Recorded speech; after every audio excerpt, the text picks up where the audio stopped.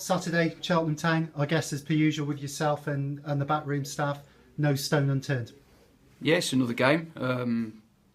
Business as usual. We analyse how the opposition play and look at their strengths and analyse their weaknesses and try and put together a game plan which will hopefully enable us to win the game. Yeah.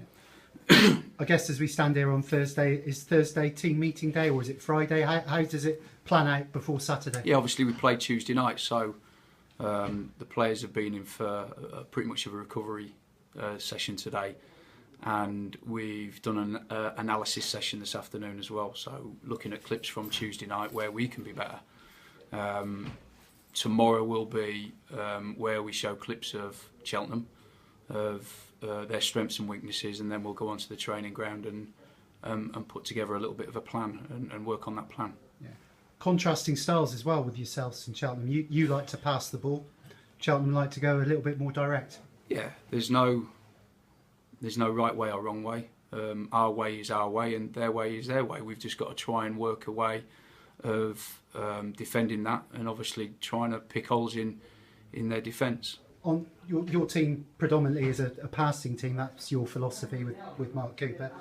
On Saturday, a few of the fans on the sidelines were, when the things were going a little bit tough, shouting to knock it long. You're obviously, as I said, your philosophy is to pass the ball. How do you react when you hear things like that? Well, we try and stick to the game plan. You know, we try and concentrate on what we know and what we've worked on the training ground, regardless of what people are shouting from the stands. I think we have to remain calm. We don't want any frustration spilling onto the pitch, certainly. And you know, we sort of like looked at Crewe and we watched sort of like 2 or 3 games before we played them, and they actually defend the long ball really well. If you sling the ball in their box, the likelihood is it'll come back and you'll end up defending. So what we want to try and do against Crewe is try and play and keep the ball and keep moving it from left to right, right to left, and try and open up gaps for us to probe at the right time. And that takes an incredible amount of patience from the players, from myself and Mark, and obviously from the supporters as well. We need them to understand that, you know, we've got a game plan. We're trying to stick to it, and I felt that it worked. You know, and there was times where you heard people shouting from the stands, "Get it forward." In actual fact, the times when they were shouting, it would have been ridiculous to pump it forward because, as I say, it would have just come back. So we need to all understand what we're trying to do. You know, I think somebody sent me a message from somebody who'd put something on one of the forums, which, you know, was a comment, something on the lines of the more passes you make, the nearer you are to giving the ball away.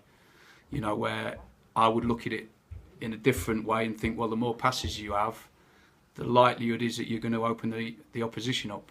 You know, and that's the way we play. We're patient, but I'd like to obviously say as well how many late goals we've scored.